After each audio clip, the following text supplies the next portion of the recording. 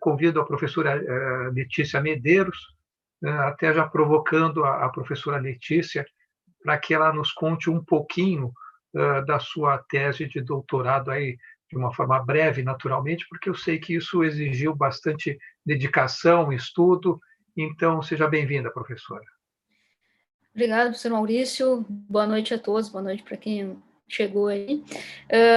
Então, assim, pegando o gancho aí, o professor Carlos Henrique falou, e o professor Rodrigo também, vou fazer uma ligação com um aspecto falado pelo professor Rodrigo, que é a menção ali a um item da Lei Complementar 109, que fala ali justamente que o fundo ali, a entidade de previdência tem a obrigação de proteger ali os interesses dos participantes e dos assistidos, né?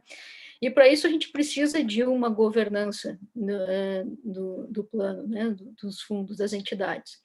E pensando nisso e analisando a realidade que nós tínhamos aí, principalmente alguns anos atrás, que, enfim, tínhamos várias entidades aí, Operação Greenfield, uma série de situações, várias entidades com problemas de governança, né?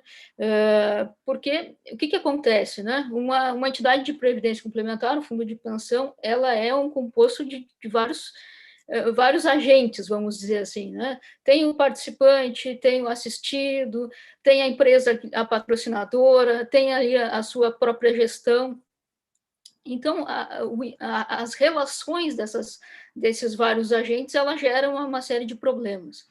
E se não tivermos uma governança muito adequada, a gente acaba tendo possibilidades de conflito de interesse, nós temos problemas ligados à informação, nós temos o risco de má gestão, possibilidade de erros, de fraude, uma série de situações. E foi justamente analisando essa série de problemas que estavam acontecendo na época, não que não tenham deixado de acontecer ainda hoje, mas eu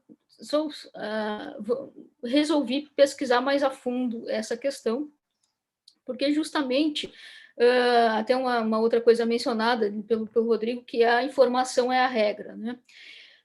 Como é que nós resolvemos os problemas? Uma das formas de resolver os problemas de governança dos fundos de pensão, né, das entidades de previdência. Uma das maneiras é justamente a informação, é justamente a transparência. E uma constatação que eu fiz no doutorado foi justamente perceber que, embora a gente tenha normas que obriguem os fundos a publicar determinadas informações, não acontecia dessa forma. Algumas entidades publicavam determinadas informações, outras publicavam outras. E a minha motivação foi justamente estudar por que acontecia isso. Por que algumas entidades publicavam mais informação e outras publicavam menos, já que existe uma questão muito importante nessa relação que se cria com o participante e com o assistido, que é a relação de confiança. O participante e o assistido precisam ter confiança, confiar na gestão da sua entidade. E quanto mais informação se publica, melhor. Então, por que algumas entidades publicavam mais informação e outras não? Então, nós vimos o seguinte, tinham entidades que publicavam relatórios com 200 páginas, ou em relatórios com 3 páginas. E aí comecei a estudar mais a fundo essa questão. Mesmo algumas com relatórios gigantescos, desses de 200 páginas, a gente percebia que muitas dessas informações não eram úteis, ou eram informações complicadas que as pessoas não conseguiam entender. Então, a minha pesquisa no doutorado foi justamente tentar entender por que esse tipo de coisa acontecia. E, para minha surpresa, né, a gente começou a levantar todas as variáveis possíveis. Né? Se de repente, é o patrimônio do fundo, ou é um fundo que tem um resultado mais positivo, ele quer divulgar mais informação. Então, comecei a pesquisar uma série de variáveis aí para tentar identificar por que esse tipo de disparidade acontecia. E, para minha surpresa, o resultado foi que a explicação dessa situação é justamente o nível de formação dos seus gestores, dos dirigentes dos fundos de pensão. Ou seja, quanto melhor a formação dos dirigentes, aí entrando os diretores dos fundos e também os seus conselheiros, do Conselho Deliberativo, Conselho Fiscal, quanto maior a formação desses dirigentes, mais informação é divulgada, mais transparente é o fundo. E isso, de certa forma, é interessante por uma série de situações, né? Que conforme os seus dirigentes eles têm um nível de formação maior, é possível, então, que eles tenham um maior entendimento sobre aquilo que acontece na sua gestão, maior segurança em divulgar informação e consequentemente, reduz esses problemas de governança que a gente está acostumado a enxergar, e isso aumenta a confiança dos participantes e dos assistidos. Então, esse foi um resultado que eu percebi na tese e que, de certa forma, ele está bastante em linha com isso que a gente está falando hoje, né, com o nosso tema aqui, que é justamente essa necessidade que nós temos de estudar melhor as operações, as informações das entidades de previdência complementar, porque é um tema complexo, a gente não pode tratar isso com operações simples, como operações fáceis, porque a gente já viu aí o professor Rodrigo falando, o professor Carlos, e em seguida vem aí o professor Marcos, a professora Margarete, e a gente vai ver que não são temas tão simples, assim como a contabilidade de fundos de pensão também não é um tema simples.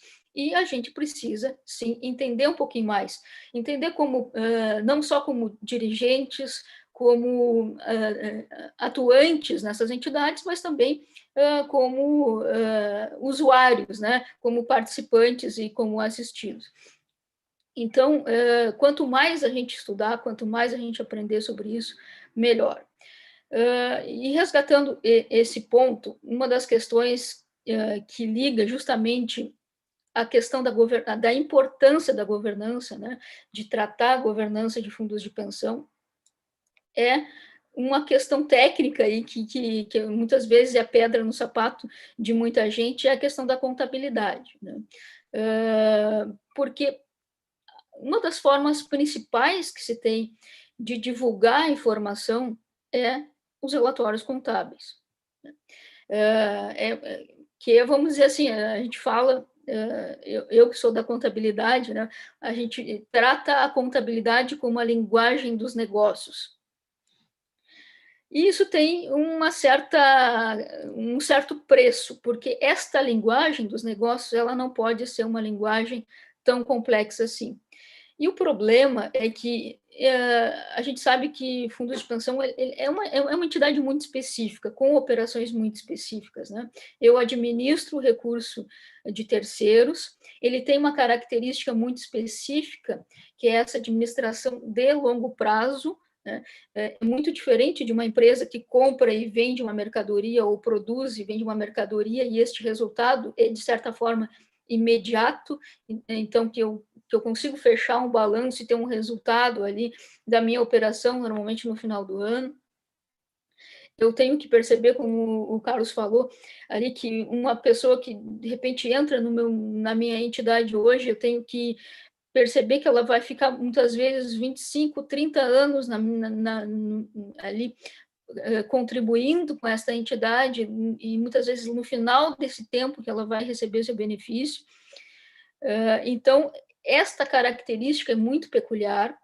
Uma outra característica muito peculiar dessas entidades é que ela não tem um preço ou uma cotação de mercado como a gente enxerga normalmente nas empresas aí da Bolsa, né? Então, como é que normalmente nós avaliamos uma empresa da Bolsa? Ela está lá, tem o preço da sua ação. A partir do momento em que eu, investidor, né, não estou mais feliz com o resultado do meu investimento, eu simplesmente vendo aquelas minhas ações e compro outra. Não, com o fundo de pensão não é assim. Eu estou vinculado normalmente àquela entidade, àquela minha empresa, que eu tenho um vínculo empregatício, e normalmente participo dela até o final ali do meu vínculo, da minha carreira, até a minha aposentadoria. Uma outra situação é que a gente tem ali esse fundo, ele é responsável pela gestão desse investimento, né? Eu como participante, eu tenho que confiar que essa entidade vai administrar esse recurso e depois vai me devolver o benefício. Então, são uma série de circunstâncias em que diferenciam essas entidades de uma outra empresa, e isso vai se refletir na contabilidade, na forma de fazer contabilidade. Então, quando a gente olha para a contabilidade de um fundo de pensão, ela é totalmente diferente de uma contabilidade de uma empresa normal. Para começar, o que a gente chama de elenco de contas, né? O plano de contas é diferente, as demonstrações contábeis são diferentes, então por isso que é importante que a gente estude um pouquinho mais. Então, vamos lá. Mesmo para quem está acostumado com contabilidade, né? Para quem está acostumado com contabilidade, a gente está acostumado a entender, então eu sei que contabilidade tem, por exemplo, balanço patrimonial, demonstração do resultado do exercício, demonstração das mutações do patrimônio líquido, que são as peças básicas da contabilidade. Quando eu me deparo com um relatório de fundos de pensão, eu não enxergo a maioria dessas demonstrações aí. Eu vou olhar outras totalmente diferentes, né? Demonstração das mutações do patrimônio social, em que eu tenho ali as destinações do meu plano, eu tenho o plano de gestão administrativa, em que eu enxergo mais ou menos como o plano faz a sua gestão das suas despesas, a demonstração dos seus ativos líquidos, das provisões técnicas. Então, eu tenho um outro olhar totalmente diferente, então, que eu preciso enxergar, porque as operações são diferentes, e eu não posso tratar como iguais, certo? Então, a própria questão ali do parecer atuarial é um outro relatório que integra o conjunto de demonstrações contábeis. Então, uma série de situações diferentes que a gente precisa entender um pouquinho mais para fornecer uma informação mais adequada para os nossos participantes. Tá? Estou falando agora como dirigente, como aí quem vai prestar a informação, né, para os participantes e assistidos. Porque, como a gente falou, né, a informação é a regra. Se a informação é a regra, eu preciso dominar estas ferramentas. Então, a contabilidade tratada como ferramenta de informação, ou seja, um instrumento que eu vou levar a informação para esse meu público. Então, eu preciso dominar esse instrumento e fazer dele uma forma de comunicação eficaz, ou seja, eu preciso saber o que cada uma dessas demonstrações aí exigidas pelos órgãos normatizadores quer dizer, o que cada uma representa, e também traduzir isso em uma linguagem que seja adequada. Né? Então, eu preciso pensar o seguinte, olha, se eu tenho lá a exigência, tá? Eu estou falando um pouquinho agora como pesquisadora, tá? E como, de certa forma, usuária também dessa informação. Se eu tenho lá uma exigência que eu preciso entregar uma série de demonstrações, vou falar siglas aqui para vocês verem que esse negócio é meio complexo. DMPS, DPGA, DAO, DMAL, DPT, ou seja, sopa de letrinhas, tá? Entendo o que isso quer dizer, cada uma dessas demonstrações contábeis, cada uma tem um objetivo diferente, e faço o meu dever de casa. Apuro as informações do meu plano e preparo o relatório de informações como deve ser. Muito bem. Só que a pergunta que eu, dirigente, funcionário do plano, tenho que me perguntar isto é suficiente para fazer com que os participantes e assistidos tenham entendimento das informações que eles estão recebendo? O que eles efetivamente querem saber? E eu acho que isso é uma das questões principais dentro da contabilidade. A interpretação das informações contábeis para o público que se atende. Tá? E aí eu volto lá para o objetivo principal da contabilidade, que é atender o público, prover informações para esse público de interesse. E atender esse objetivo não significa só preencher esses demonstrativos e publicar, mas traduzir essa informação também. Eu acho que essa é uma grande questão. Claro que eu preciso ter um entendimento técnico de cada um desses demonstrativos, mas interpretá-los e dar a informação que eles precisam. Em que sentido? Olha, o participante de um fundo de pensão, ele quer saber em quais investimentos seus recursos estão aplicados. Ele quer saber se o fundo está aplicando bem os seus recursos. Ele quer saber se o investimento teve qual a rentabilidade de cada investimento. Ele quer saber se o fundo, se o seu plano tem condições de atingir a meta atuarial ou não, né? Tem condições de pagar o benefício ou não, quando ele precisar. Então, esse tipo de informações, às vezes, não está muito claro nem para os participantes, nem para os assistidos, e muitas vezes falta um pouquinho de percepção para quem trabalha com a informação contábil, né? E nós, contadores, às vezes, ficamos muito preocupados com a elaboração das demonstrações, com fechar as demonstrações de acordo com aquilo que a legislação pede, e esquecemos dessa outra parte que é extremamente importante, que é da interpretação desses números, desses resultados para quem de direito. Tá? Então, acho que a minha fala aqui é mais ou menos nesse sentido, né? Se a gente quer aumentar o nível de confiança dos participantes e dos assistidos, a gente precisa entregar mais informação. A gente precisa ir de uma informação de qualidade. Aumentar a transparência das entidades, né, dos planos e das entidades como um todo. E isso passa por uma melhoria da governança dos fundos, né, e também por uma parte de melhorias nos seus relatórios. Né? Na pesquisa da tese, aí, eu percebi que nem as informações obrigatórias os fundos, muitas vezes, publicam. Né?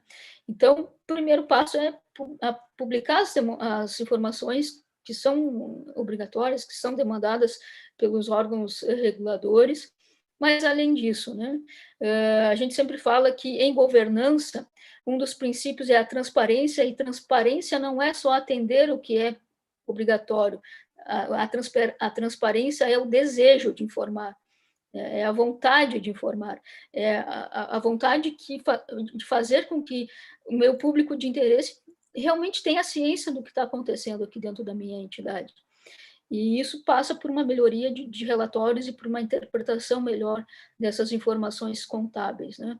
E acho que um curso ele passa também por essa questão, né? De entender o que é a contabilidade e também de saber transpor isso para o entendimento da maioria dos participantes e assistidos. Professor Maurício.